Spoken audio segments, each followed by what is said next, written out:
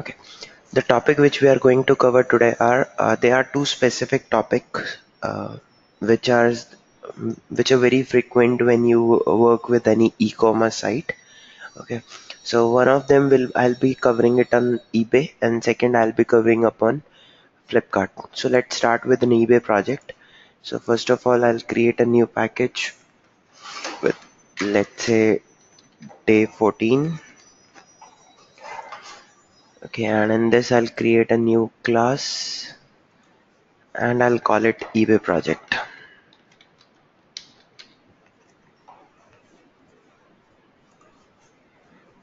Okay, so on this eBay, the starting things will remain same, that is invoking browser and all. So that I'll just copy paste from any one of the method. So till navigating to a URL, I'll just copy it. And here, first of all, I'll create a new package, a new method, public void, and let's say we call it invoke browser. Okay, and I'll just copy paste it. This Chrome driver I'll move out because this will be required outside this method as well. Okay, so first of all we are just setting the system property, navigate, initializing the Chrome driver, maximizing, deleting, setting page load time, setting implicit wait, and then here I'll just www.ebay.in and done.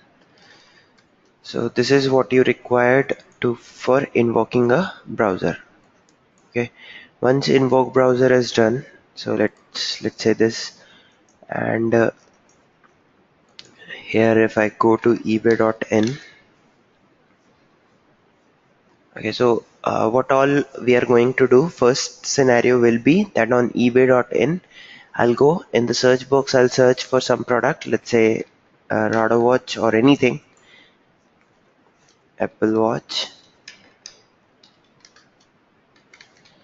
Okay, then from the categories I'll select any one of the category, let's say watches, and then I'll click on search button. So till this I guess you have already done, and after that there is this result which is coming, 377 listings.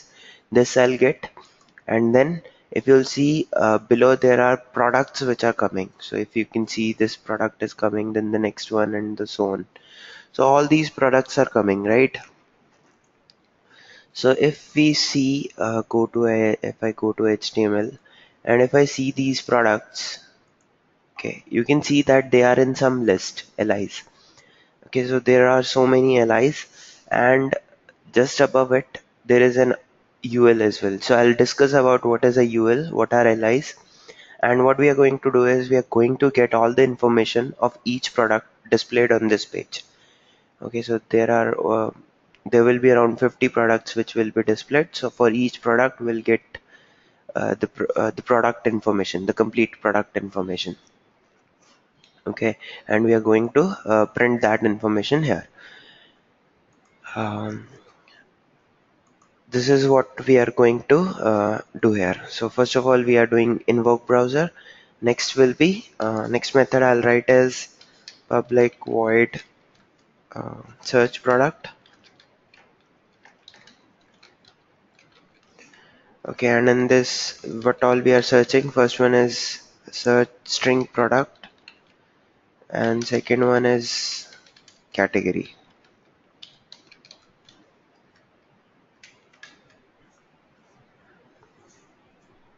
Okay, we'll search for this product and in this category. Okay, so first of all we need to write, uh, let's quickly see. So if you see this input, this text box, it's of input type which has an ID. So we can identify this with an ID. It will be driver dot find element by dot ID, and the value of ID is gh hyphen AC, right? Gh hyphen AC.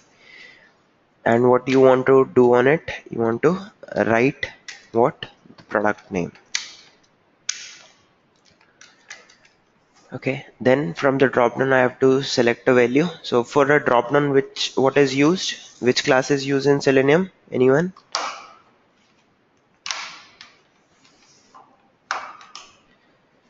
Which class is used for dropdowns?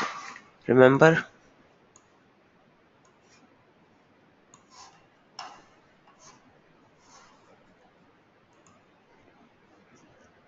Okay, so we have two classes. One is we have one class called select. Select class is used for selecting from a dropdown. So let's say I'll call it select uh, category dropdown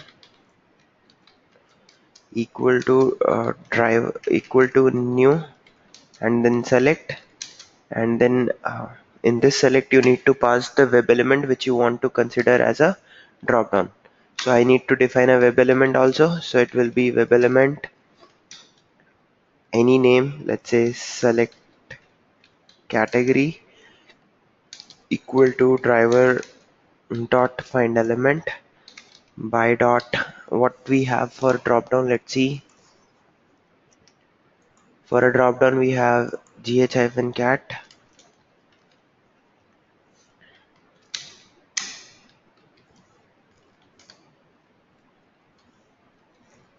and this we going to pass here select category.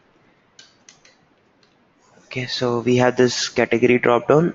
From this we can select a value. Say for example here it will be cat drop down dot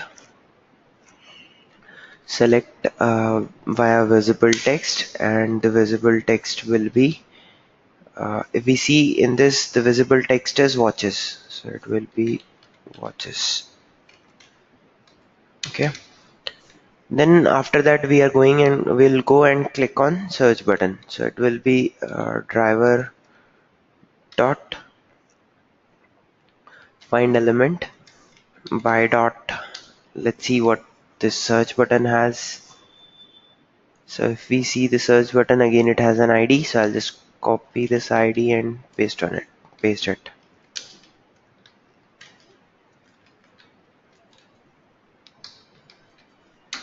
and we'll click. So I'll click on the search button. Once I click on the search button, I'll get this result. Here we'll get what are the count, what is the count.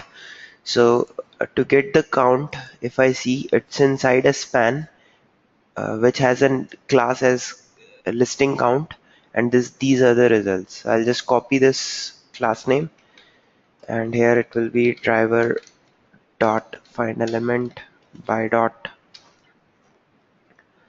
uh, class name, and the value of class name is this. Okay, so this is the value which we are getting, and let's take it in a variable. Okay, and okay, so this is the element, and we'll call a method called getText to get the text. Now system.out.println, for now I'll just print these results. So result is equals to result.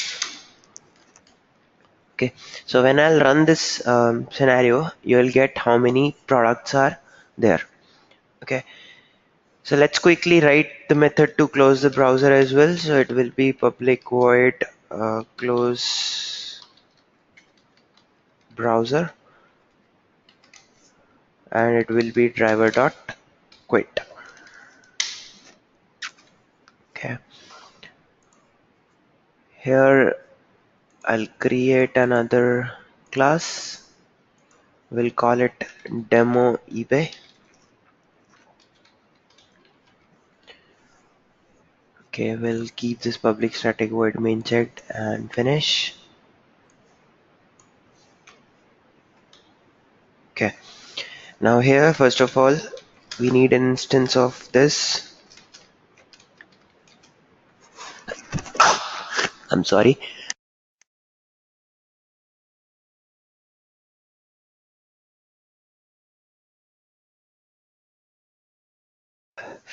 Sorry. So here it will be eBay project, and here it will be eBay dot First of all, we are invoking a browser, then eBay dot search for our product. Let's say any product, Apple Watch, and category will be let's say watches,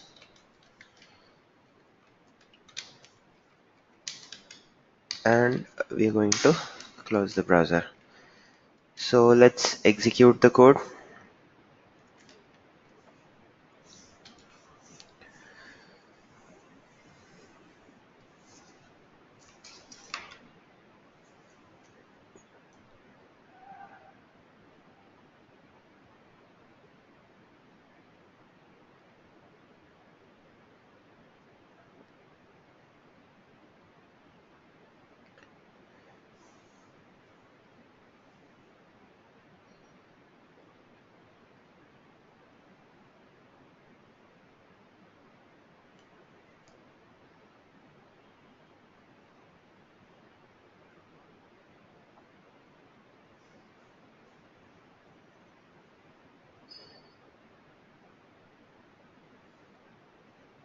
Okay, so here you can see it has a search for the Apple Watches, and whatever result we're getting here, that will get printed over there.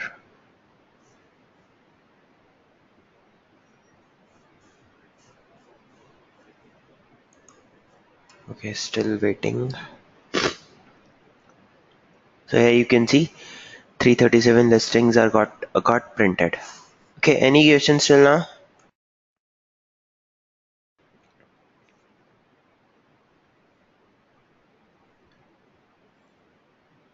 Okay, so moving ahead, next one is in this only. I said that we'll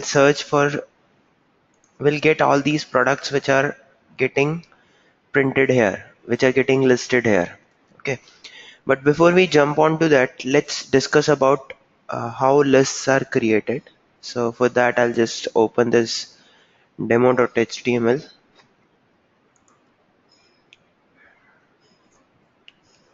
Okay, so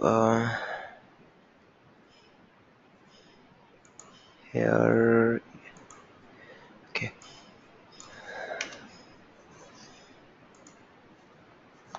Okay, so how a list is represented in HTML. Okay, so there are two types of list. One is ordered list and second one is unordered list. What is the difference? Let's talk about ordered list. Ordered list will be OL, represented by OL slash OL. Now, this means ordered list, right? And similarly, we have unordered list as well. For that, we need UL. So whatever comes under UL, that will be unordered list. Whatever comes under OL, that will be ordered list. And inside this, when you're putting the items, there will be under LIs in both the cases. Okay, let's say here I'm putting some subject names, English, if I copy it.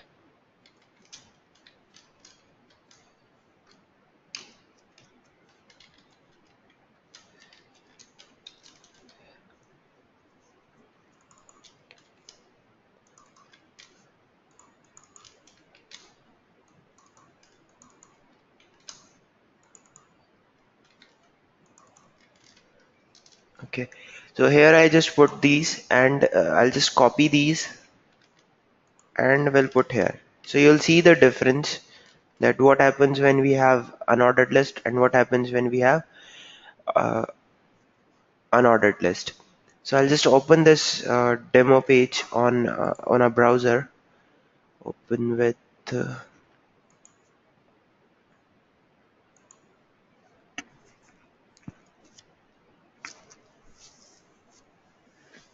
so here you can see below when the lists are coming. These lists, which one the one which are ordered lists, they are coming with some numeric values 1 2 3 4, and the values which are not under ordered list, they are coming without numbers. So this is the difference. Okay, so but it shows all the values in form of list. Then you can add some extra information and make them different. Like here, these values are coming in form of with pictures and all other information. But if we check their HTML code, you will see that these products which we are seeing, they are LIs, that is, they are lists which are there in an unordered list which has an ID as well.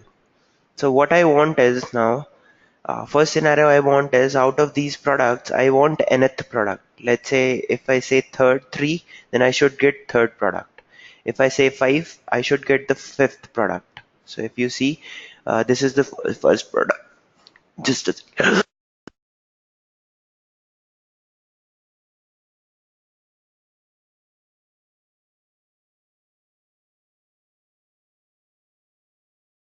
sorry. So here you can see this is the first product. This one is second. This one is third, fourth, fifth, and so on. So what my requirement is, I want nth product. Let's say fifth product or sixth product or anything. Okay, so here I'll write another method, public void get nth product.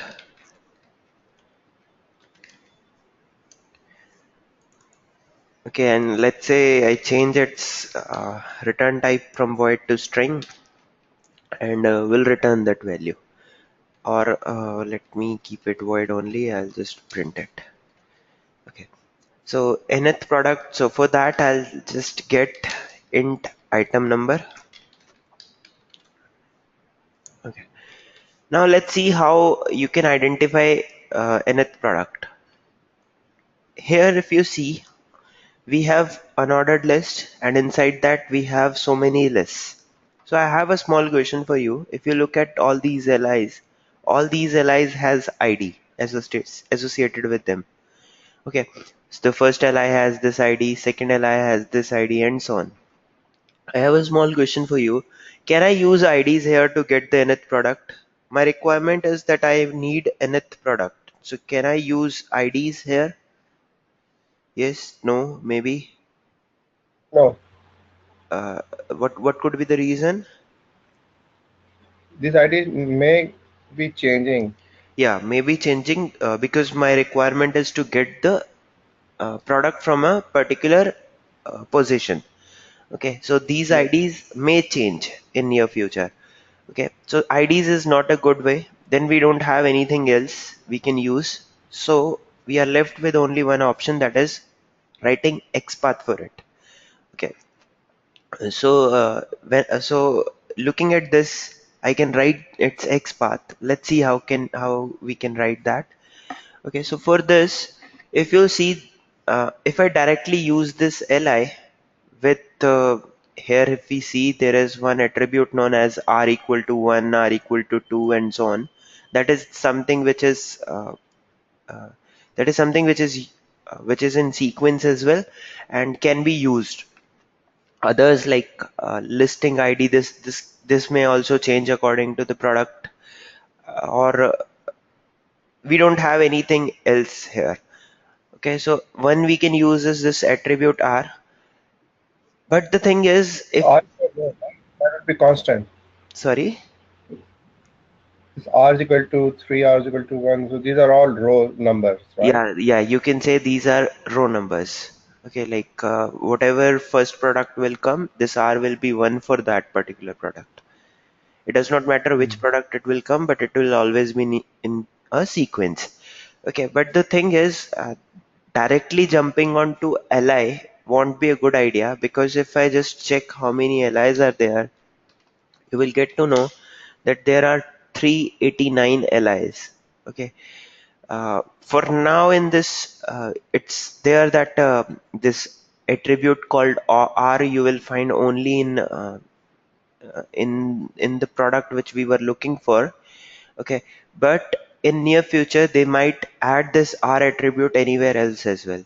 So instead of directly starting with this, we'll do one thing. What we'll do, first of all, we'll identify this complete section. Here, if you see this section, Okay, if I check this section here, it's a div which is saying central planner. Okay, these extra things also got added.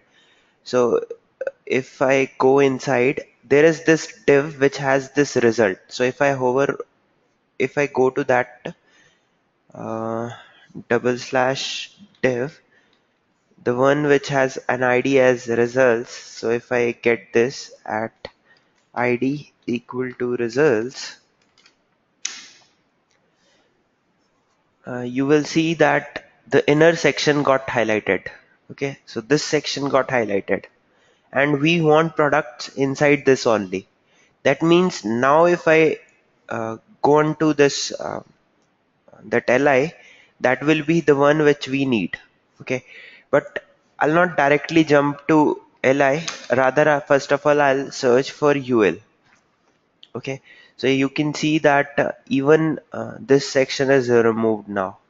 The advertisement part is also removed because we have accessed ul with respect to that div.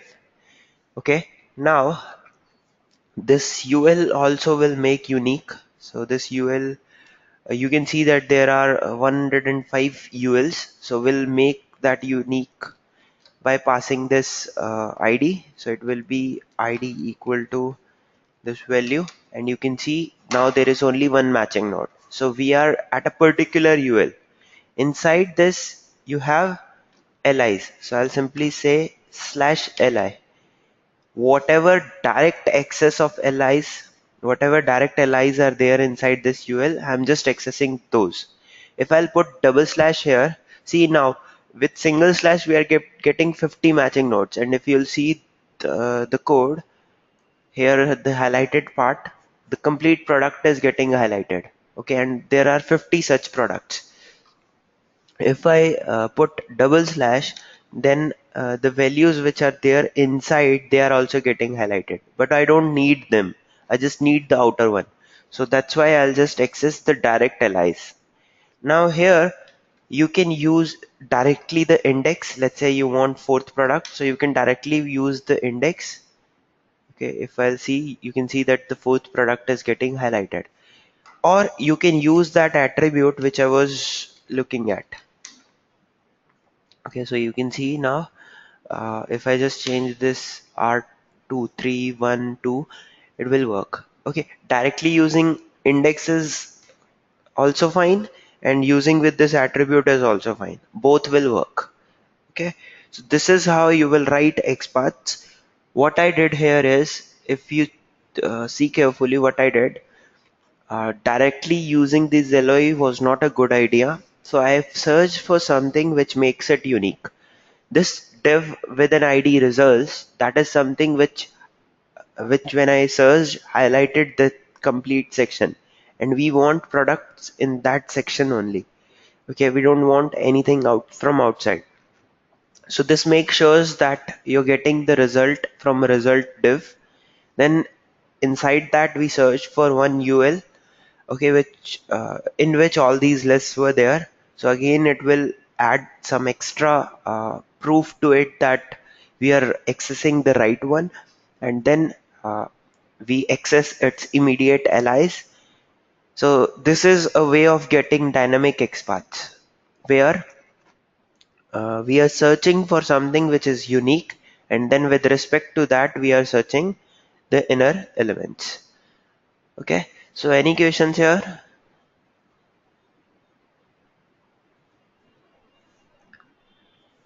Okay.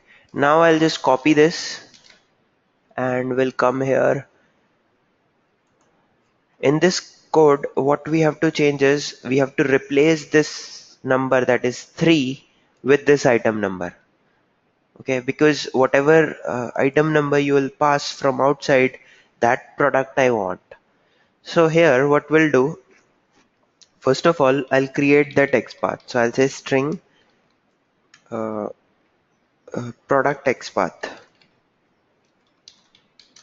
equal to string dot format. Okay, and the format we have is this. We need to replace this 3 with a number. Okay, so just take out this and replace it with %d. What does this %d means?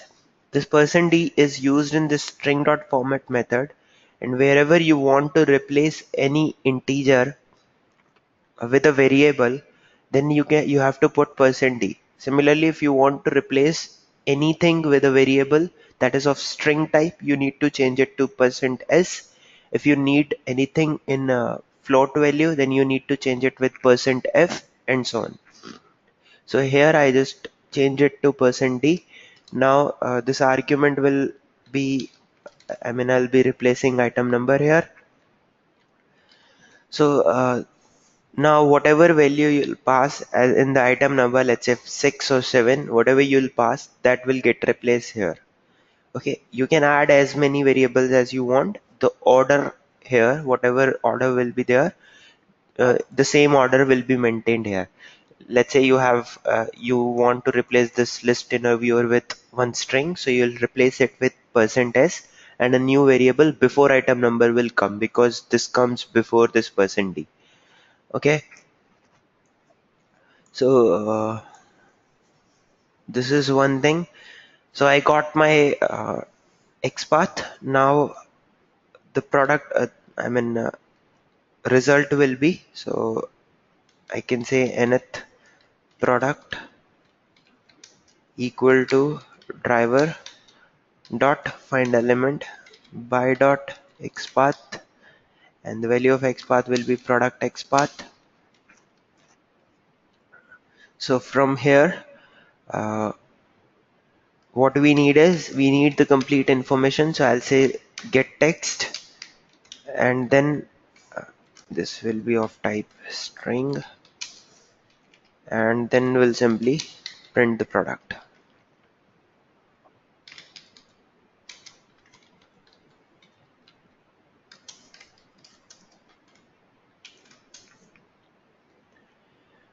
So it will be nth product. Okay, now you can add this here. So it will be before closing. I'll say eBay dot get nth product, and item number I'll pass will be, let's say, 5. So when I execute this code,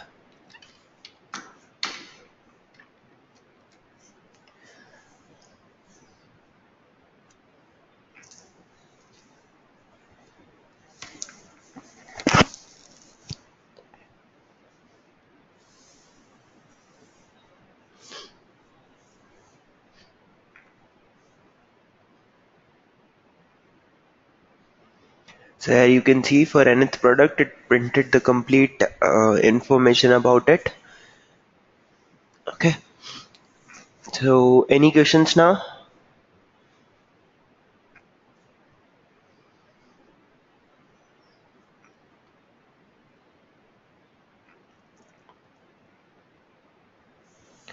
Okay, so moving on, next scenario on the same project we have is like we printed the nth product. Now I want to print all the products which are printed here, which are visible here.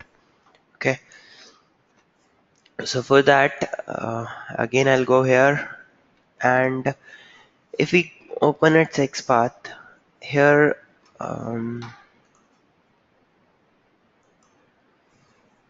here, what was the XPath?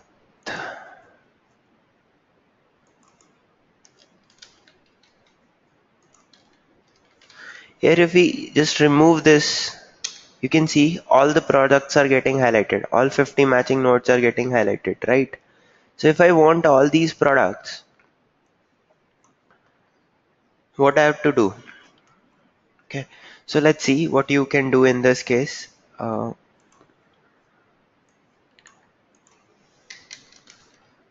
Public void get all products.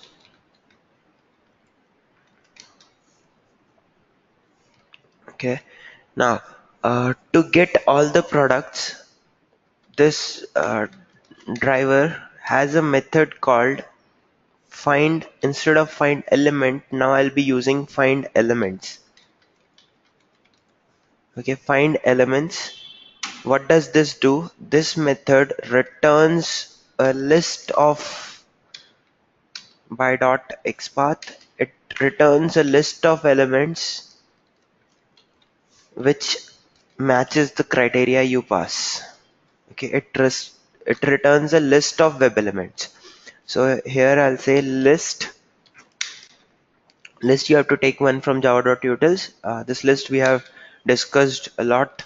So here it will be web element. So the list of web elements. Okay, let's say I call it all product.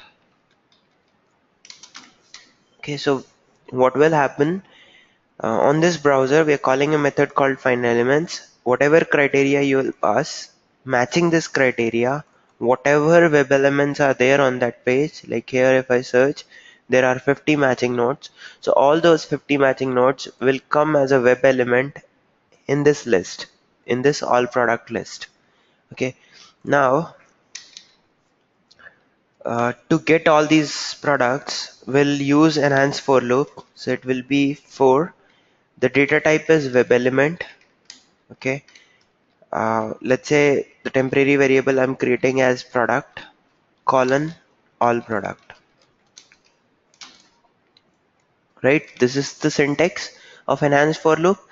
The data type, then a temporary variable colon, then the list or set on which you want to iterate. So here web element product and I'll pass all product. Now you will like we'll be what we'll be doing here, we'll be iterating over this all product one by one, and we'll get product one product at a time, and in this, and we can print that. So here you can say simply system.out.println product dot get text. Okay, just to keep things separated out, I'll put this hyphen.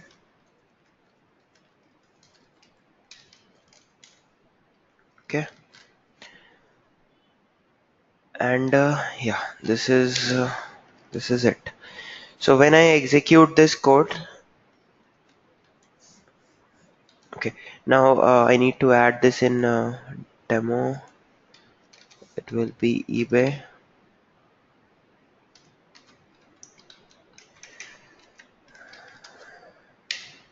dot get all products. Okay, shift control O. Okay, so I'll execute this code now.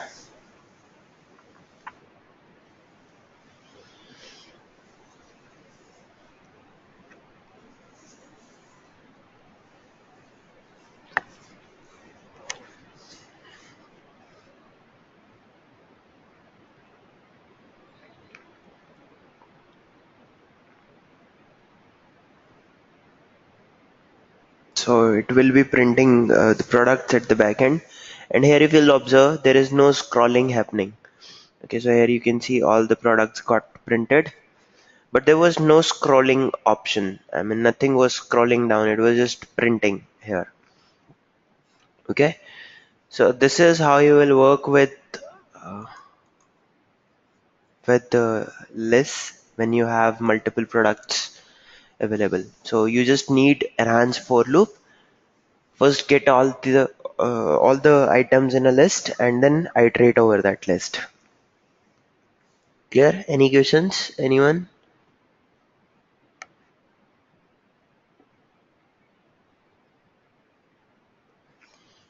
Okay. Next, if you don't have any question, if you'll observe, I said that there was no scrolling which happened. I mean, all the products got printed, but no scrolling happened. So let's see that we will print all these products one by one, and we'll also scroll down along with it. Okay, like first I'll go come to this, then print, come to this, print, come to this, print. Why you need scrolling down? In some of the websites, like eBay was a has is not working anymore in India, so it is not a good website. But if I'll go to flipkart.com, and if you observe here, see this whatever is invisible now, that is something which is fully loaded. But as soon as I start coming down, we'll see that some of the products, they appear when we reach there. Okay, like these pictures were getting loaded when I reached there, right? So this concept of printing or loading elements once the control reach there is known as lazy loading. This concept is known as lazy loading, and what happens in lazy loading is items load at the time you reach there. You the those section come into screen, and why we need that to improve performance. Okay, otherwise what will happen if a Flipkart will load all these images at the time of loading at the start time only, it will take a lot time to appear on the screen. Everything to appear on the screen, it will take a lot of time. Okay, so it's always better like this. These are the new concepts which your developers are using to load at the time they appear, and for this we need scroll down, right? So that we can scroll down to that position and all that those images can load, and then we can interact with them. So you might need the scroll down in your project if this kind of feature is there. So let's see how we can do scrolling down. I'll be doing scrolling down with two ways: one using mouse operation, that is actions class, and um, second using JavaScript. Okay, so first let's see using mouse operation. So it will be public void scroll down via mouse operation.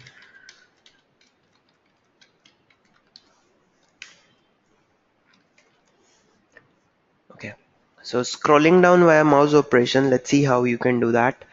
See, on this page, let's say I'm here. If I move to this particular element, what will happen? The control will go here. If let's say I move to the second element, this control will come here, third, fourth. So this is what I have to do in mouse operation. I'll be reaching to each product one by one, and will call the method called move to element that will take the element in screen. Okay, so uh, everything will remain same from here. Just before this for loop, I'll be creating one instance of actions class. Let's say I'll call it action equal to new actions. Okay, and here where you need to perform action, let's say on browser. So I'll pass this. Now, before printing any product, here I'll simply say action dot move to element, which element, product, and we have to do a build dot perform every time we do any mouse operation, and that's done. Now what will happen, the sections class is to perform mouse operation. It will do, we are iterating over all the products. Before printing any product, it will move to that product. Moving to that product means making that product visible on the screen, and in a way you will see that scroll down is happening. Okay, so I'll just instead of get all products, here I'll say eBay dot scroll down while mouse operation. And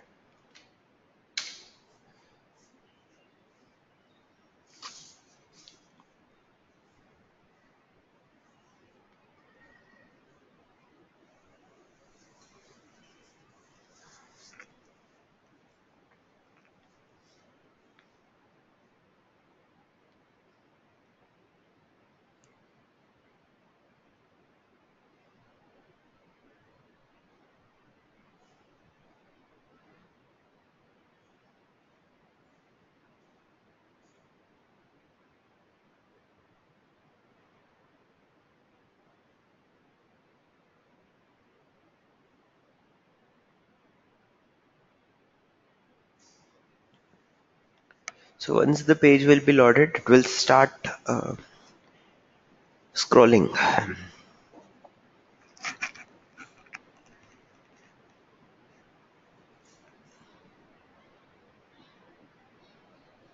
So here you can see it has started the scrolling down as well.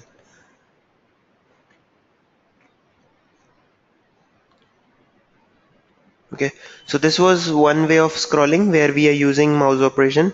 Any questions in this?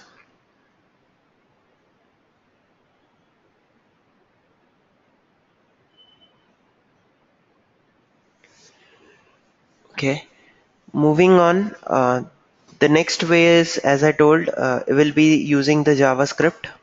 Okay, so using JavaScript, how you can perform mouse operation, let's see. Uh, Same again, I'll create a new method and let me just copy it. It will be scroll down via mouse operation. Instead, I'll change it to JavaScript. Okay, so performing through JavaScript, I don't need the sections class and I don't need this. Okay, so let's see what is this JavaScript and how you can perform. So I'll just open this Firebug again, and there is a section known as console. I'll go to that section. In this below, you will see that there is a text box. Okay, here I'll write scroll down, scroll by. Sorry, it will be window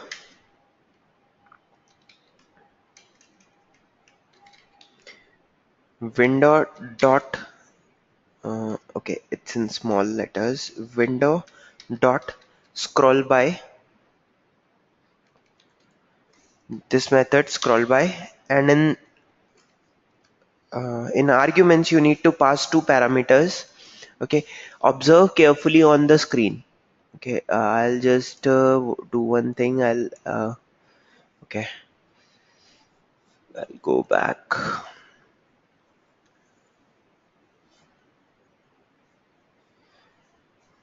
and I'll take the control to the top. Okay, now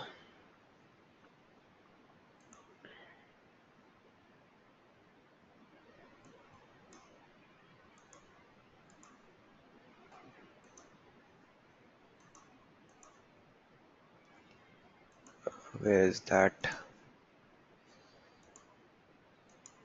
Yeah.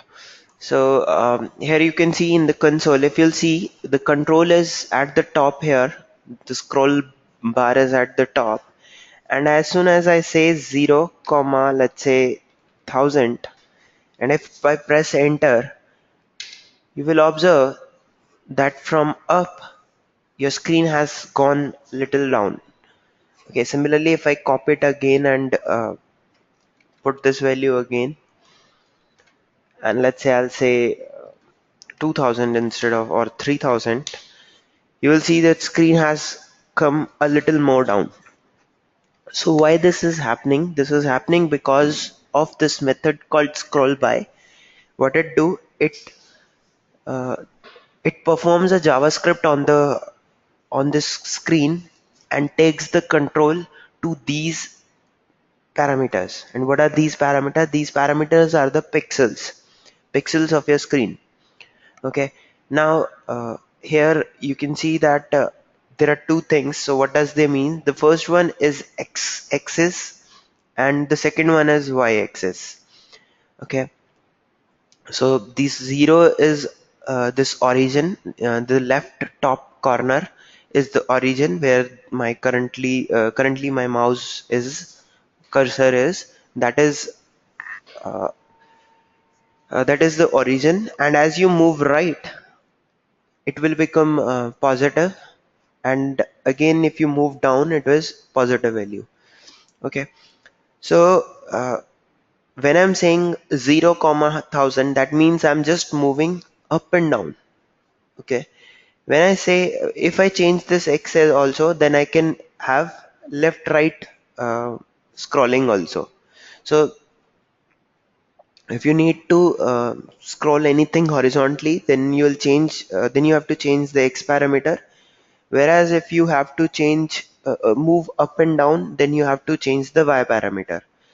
Okay, so here if I change it to, let's say, 5000, now if even if I'll change this x, nothing will happen because there is nothing to move left or right, right? So you'll not see any left right uh, movement. Okay, now to perform this operation on in this case, what we'll do, okay, what we'll do, we'll get the coordinates of these product, we'll get the coordinate of first product, and we'll perform this scroll by operation to move to those coordinates. Similarly, we'll get the coordinates of second, move to that, third, move to that, and scroll so on. So this, in this way again, will perform scroll down. Okay, so let's see how you can do that. Okay, for that I'll create an instance of a class called not JavaScript executor. For JavaScript, I'll create a separate method because I'll be calling that method multiple times. So here I'll simply create a private method, private void execute, or I'll simply say scroll down. Okay, and in the scroll down, we will be needing two parameters. One will be x coordinate and second one will be y coordinate. Okay. Now, here also we need two coordinates, x and y. Okay. How will you get x coordinate? X coordinate I'll get by this is my product. On this product, I want to get, there is a method called get location and its x value. So this gives us the x value. Similarly,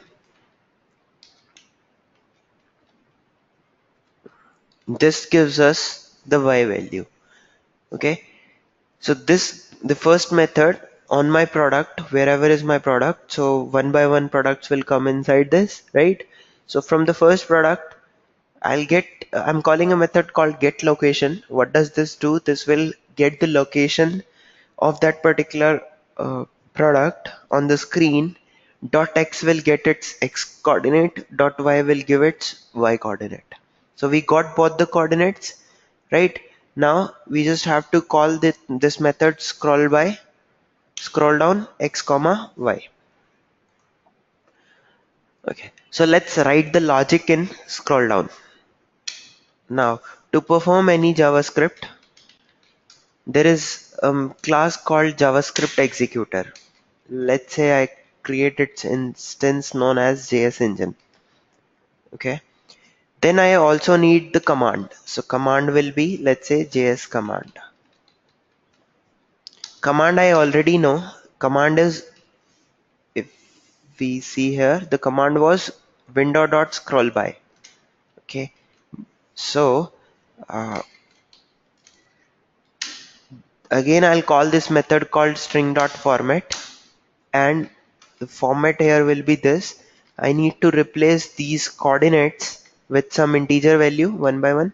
So I'll replace both these integer value with %d, and the value will be, first will go x and second will go y. This is x coordinate, whereas this is y coordinate. So x will go here, y will go here, and we'll get our command. Okay, so we got our command.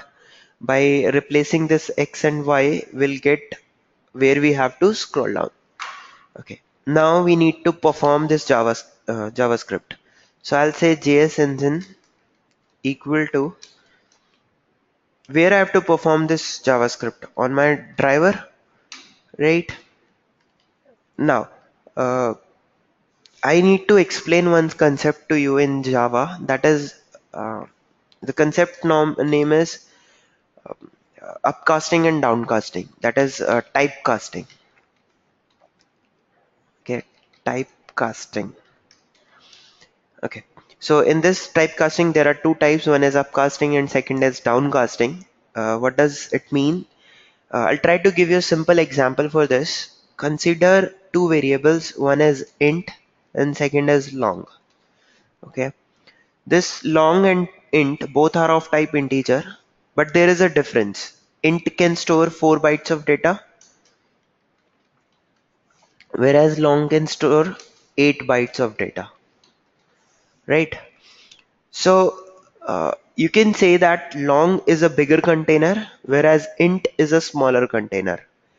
And you can store small quantity in a long in a bigger container, but the content of bigger container might not come in the smaller one. That means if there is a value which is of which comes in range of int, you can store that into long, but vice versa is not true. You cannot store a long value into an integer. Okay, so there comes this concept of typecasting. When from low you are going to up, that means if in a long variable you are storing an integer, that is upcasting. Whereas if you are trying to store a bigger value in a smaller one, that is known as downcasting. Okay, so how we do that?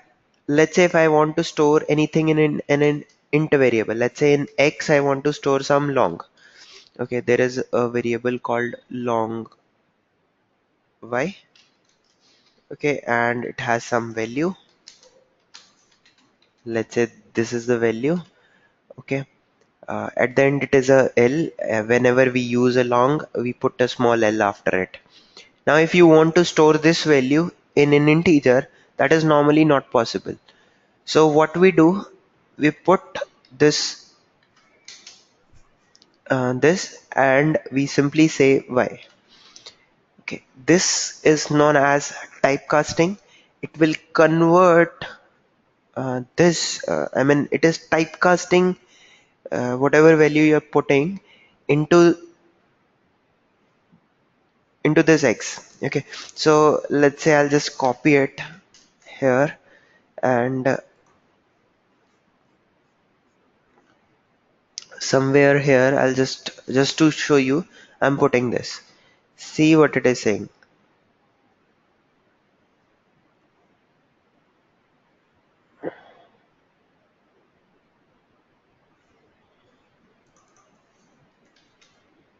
Okay, yeah, I just explained other way around. Okay, so this is my long value, right? This is long value. We want to insert it into an integer variable, so we'll typecast this long value in a integer. Okay, so we'll try again, we'll explain you again. What I said is there are two variables, two different types of data. One is of int type and second one is of long type. Both are of integer types, right? This also is of integer type and long is also of integer type.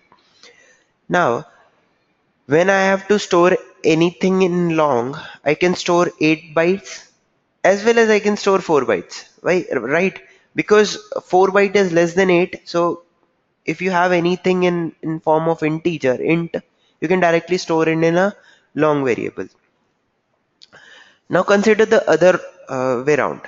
If you need to store anything in integer in this int, which is of type long, can you do that? No.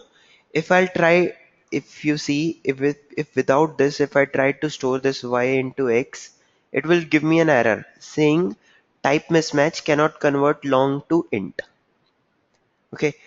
So in this particular case, what we do is we typecast this value. Typecasting means whatever long value you have, you convert it into an integer and then store.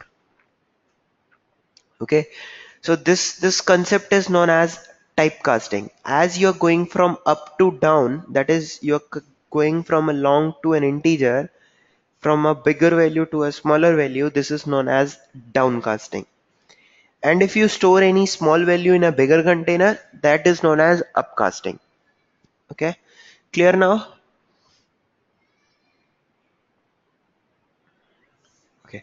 Now, why I was discussing these concepts, so these concepts will also come with another way, and that is, I'll try to explain. Uh, Both of you know about interfaces and its implemented classes, right? So, uh, there is an interface known as WebDriver. Okay, there is an interface known as JavaScript executor.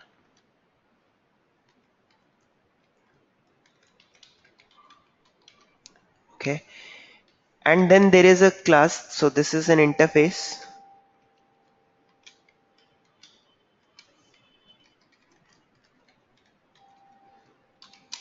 This is an interface. The other one is also an interface.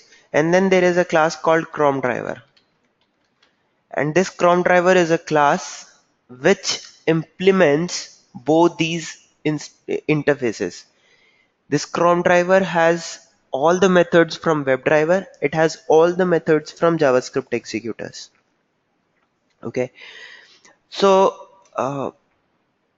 as you know the concepts of interface, okay, this cron driver will have all the methods from WebDriver. It will have all the methods from JavaScript executor.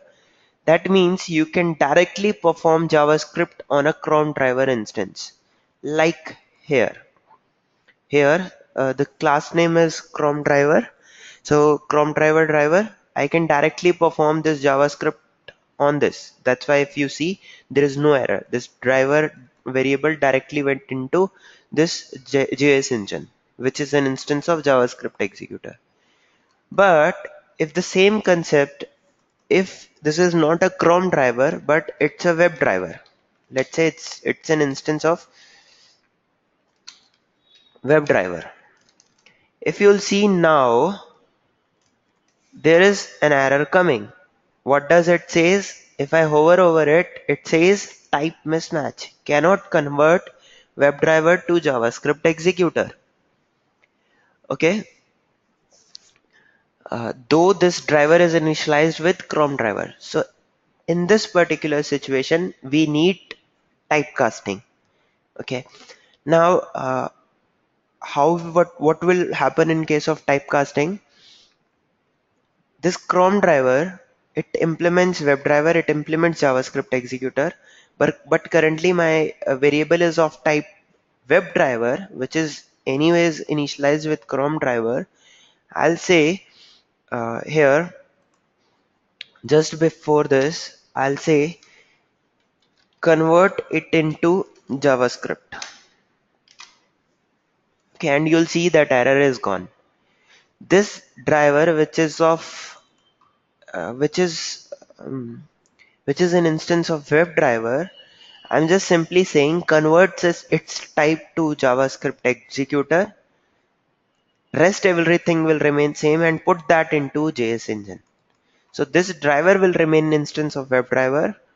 We are just converting it into another one and putting in JS engine. So now this JS engine is an instance of JavaScript executor which is initialized with Chrome driver.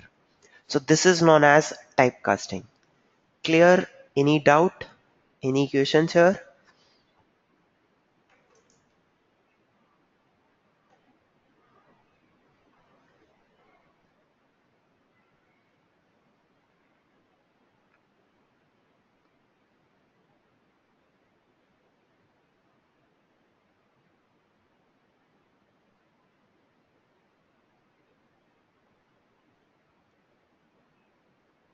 Okay, so just remember this. Okay, Sandhya, you're saying please repeat. Okay.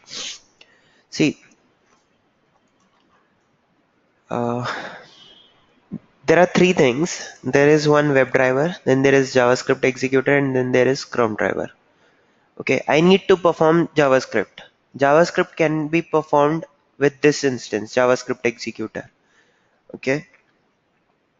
Now, this Chrome driver implements this JavaScript executor. So I can directly go and perform JavaScript on Chrome driver instance.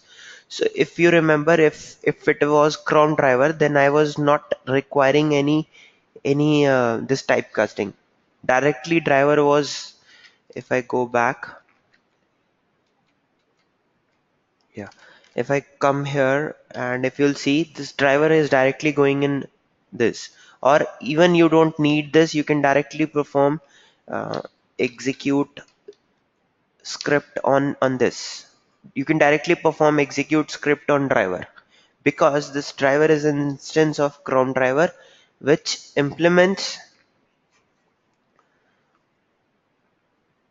where it is, yeah, which implements this JavaScript executor. So everything is fine. But consider another scenario in which this instance driver is not an instance of Chrome driver, but it's an instance of WebDriver.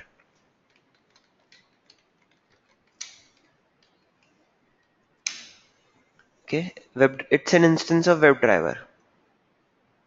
Now, in this case, this driver is an instance of WebDriver. You will see that below you're getting an error. What error it is giving? It is saying type mismatch cannot convert WebDriver to JavaScript executor. Okay. Now why this happened? Because this Chrome driver knows that it implements JavaScript executor. This Chrome driver knows that it implements WebDriver, but these WebDriver and this JavaScript executor are not known to each other.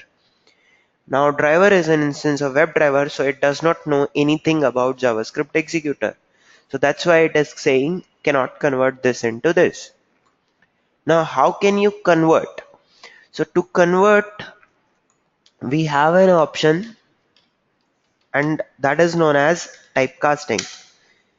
So what this typecasting will do, this driver, which is an instance of WebDriver, it will convert its type into JavaScript executor and will assign it to JS engine. In this way, I don't have to initialize this driver again and again. Same driver, which is Chrome driver, will now be used for JavaScript execution. So this concept is known as typecasting, where you're converting one type to another.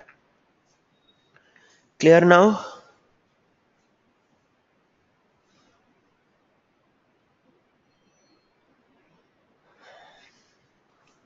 Okay. So now you can perform, so it will be JS engine dot execute script, and the script is JS engine, JS command, and done. Okay, so this will perform JavaScript for us. JS engine dot execute script, and which script, whatever command you will pass, this JS command, it will go inside and execute. Okay, so here if I'll change it to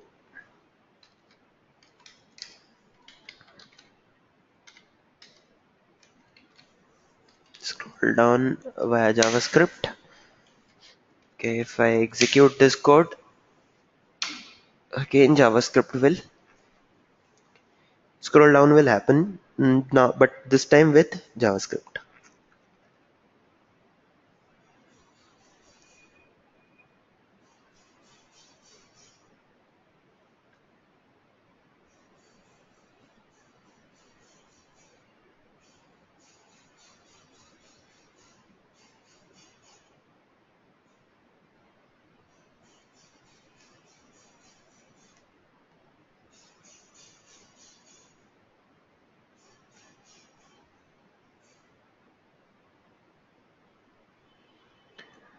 Okay, so that's the second way.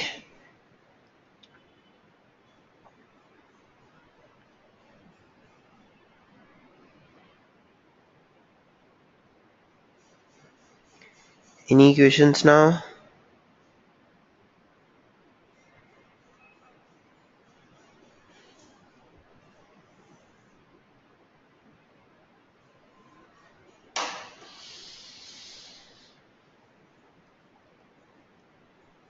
Okay, so that's all in eBay project, and today we learned a couple of things. Like one is how to get all the multiple items of same type. Then we also discussed about lists, uh, and then ordered list, unordered list, and then we saw scrolling down using two ways: one mouse operation and second JavaScript executor. Okay, so yeah, that's all for eBay project. Now let's have a break and then we'll start with some other concept.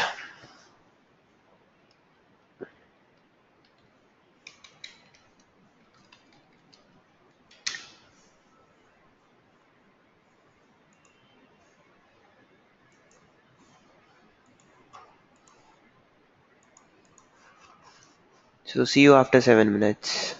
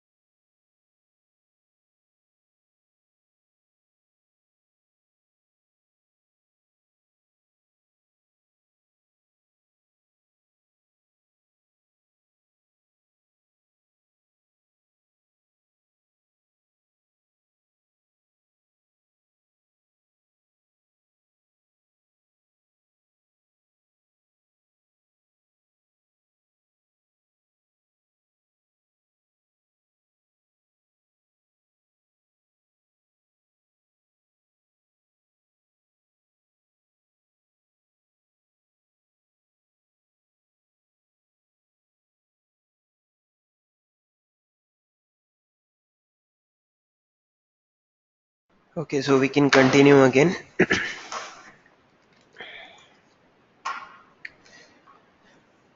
Okay, so any questions before I proceed?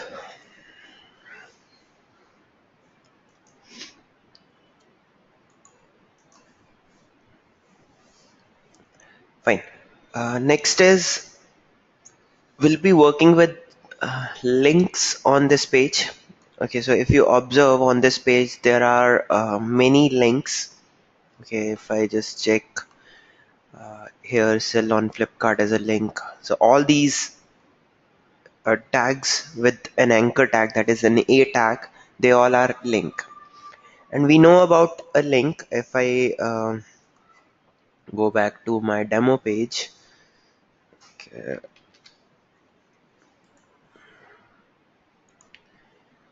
okay. So how a typical link look like? As discussed earlier, a link will always be an anchor tag, which will always have an attribute known as href. The value of this href will be the address where you will be navigated to if you will click on it. Okay, so let's say if you want to click one after clicking, you want to navigate to QA Tech Hub. So this will become, and it ends with an anchor tag only. Now, in between this, we write some text. Let's say the text is QA Tech Hub. Now, what does this means? This means that this is the link text. This is something which will be visible on the screen, and it will be where we'll be navigated to. So what scenarios we are going to perform on this is, first thing, I'll get count of links on this page. I want to know how many links are there. So if I'll just go to this fire path and say put /a, press enter, you will see that 100 and 1008 matching nodes are coming. That means at this particular moment on this Flipkart website, there are 1008 matching nodes. 1008 links are there on this page.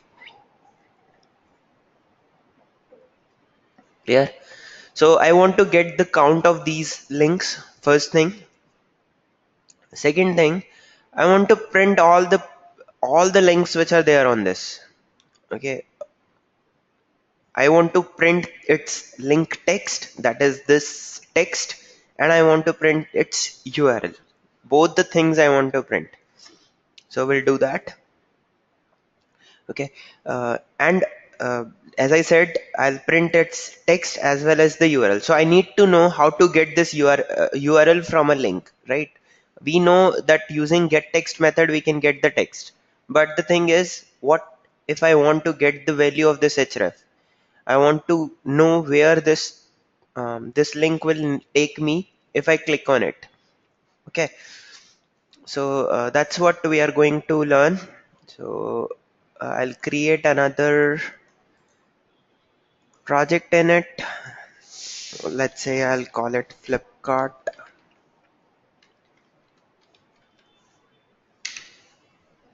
Okay.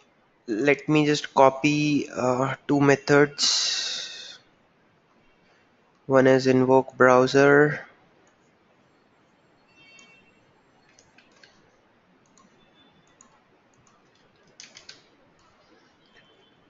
and let me also copy close browser.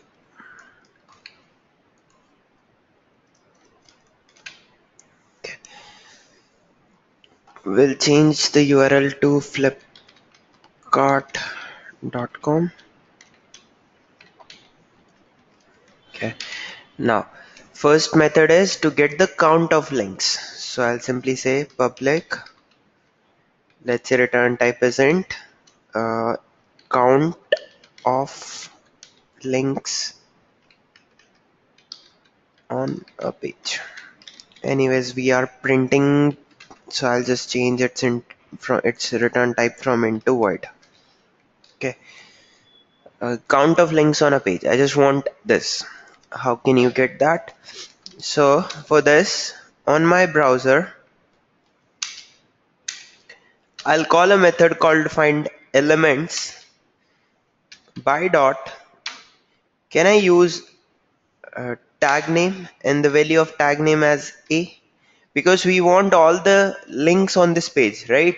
That means we need all those HTML tags which starts with this character A, which has this tag A.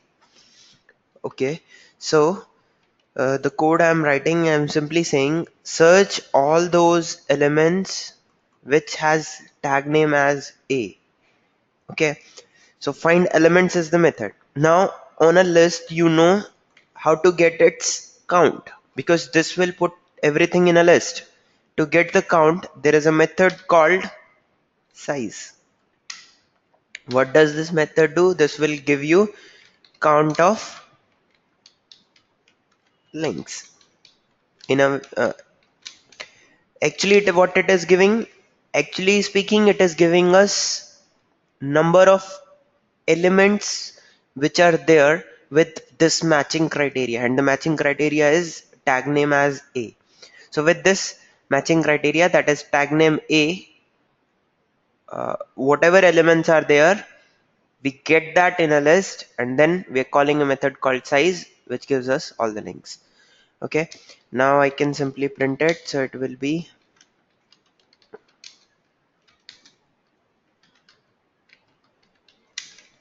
count of links, and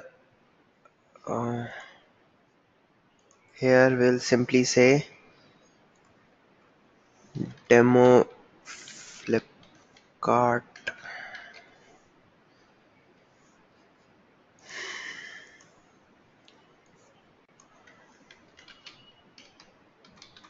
So I'll just,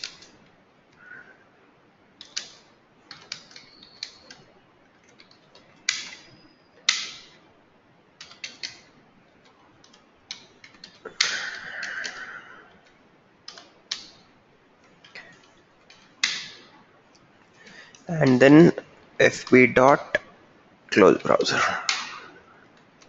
Okay, we'll execute this and this will give us number of links. Any questions?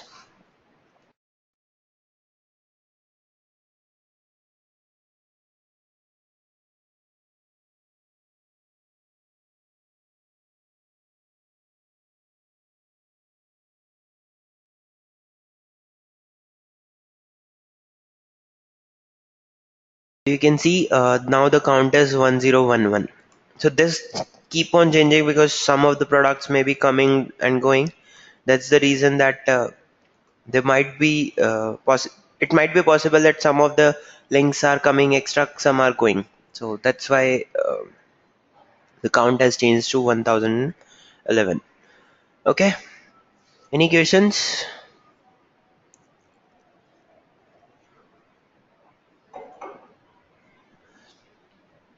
Okay.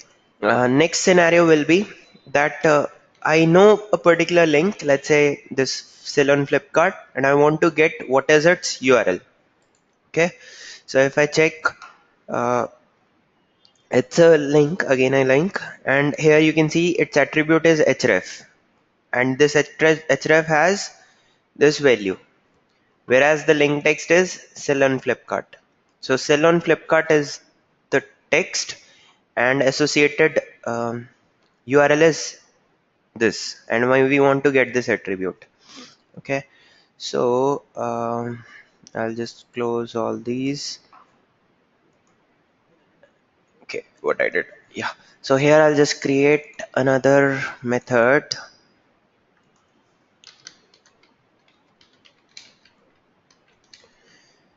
and we'll call it get URL from a link. Okay,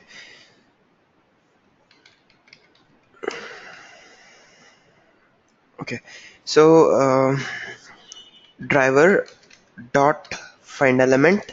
So I'll search this link based on link text, and link text is sell on Flipkart. So I'll just copy it,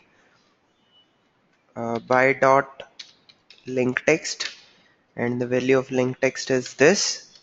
So this is my web element. Now from this we want to get an attribute. The attribute name is href. We want to get this value, and we'll put it in a string URL. Okay, so what we are doing, we are to get, see this link has this href as an attribute. So you want, in a way, you want an attribute, and the name of the attribute is href. So I just called this method called get attribute and pass this as href. So we pass this as an href, and this value will come, and this value will put in URL. Okay, and for now I can simply print this system.out.println, and it will be URL. Okay. Uh, Here, after this count of links on a page, I'll simply say fp dot uh, what was it, get URL from a link. So when I execute this, you will see its URL will get print.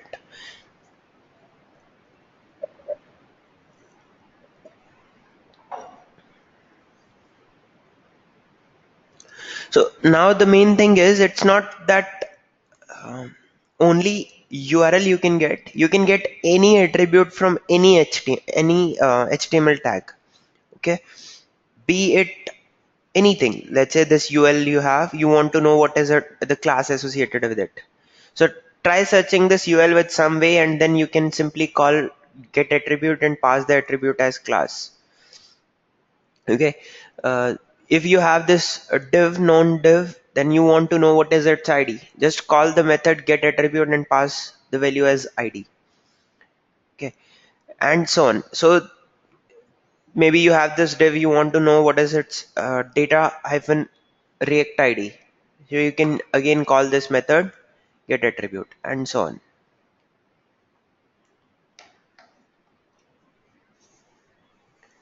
Okay,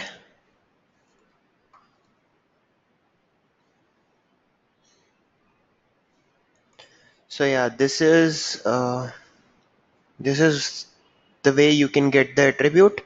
Now the last scenario in this Flipkart, what I'll do here, I'll create another method. Let's say public void get all links.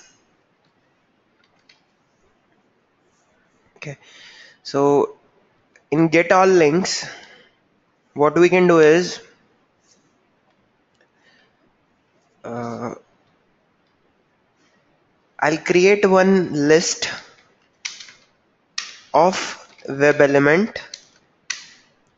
Let's say I say it all links equal to, on my browser I'll search for all the elements which match the criteria tag name, and the value is, let's say, A. So this gives me all the links, right? What does this means? By dot tag name, and we are passing the value as A, that means we are getting all the links as web element in a list. I'll iterate over this list, so it will be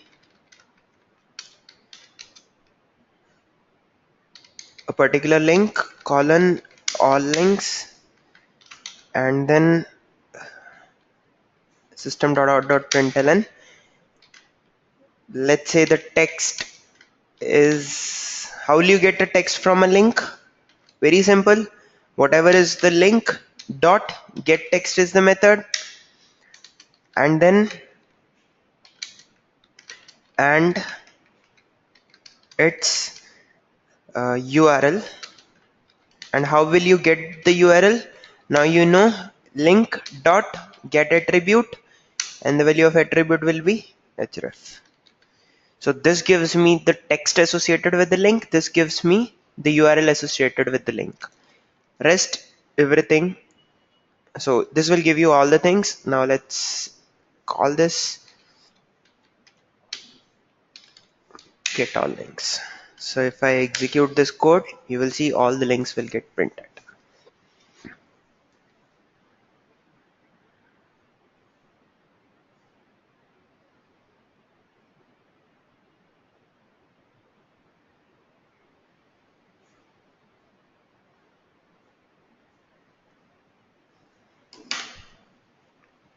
So you can see all the links are getting printed. You might see that some of the URLs does not have a text, or most of them does not have a text.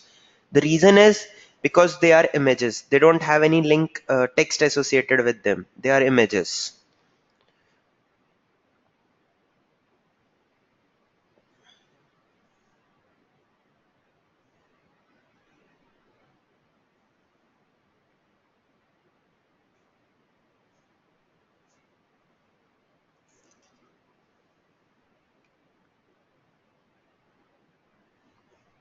Okay, so it will print all the 1,000. That's why it is taking time, and most of them are images. That's why they are not printing any text.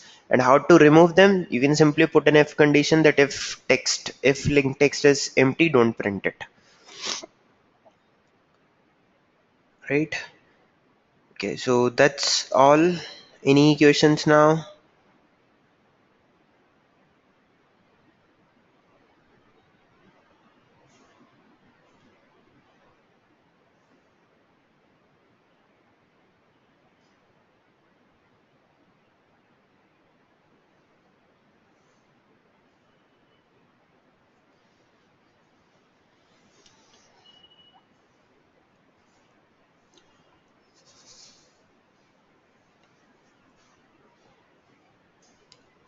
And this also ends everything in Selenium, which I wanted to cover. Okay, so now whatever is left will start. Uh, I mean, now whatever is left in the Selenium, that will cover along with the frameworks. So everything is done in Selenium. Next topic will start will be uh, uh, first we'll start with the test-ng, complete test-ng, and then we'll start with the framework. So in the next class, I'll start with test-ng, and all the things from Selenium is done. One topic is left, that is validation and verification, but that topic is something which can be covered best along with any testing framework like test-ng. So I'll cover it with test-ng. Okay.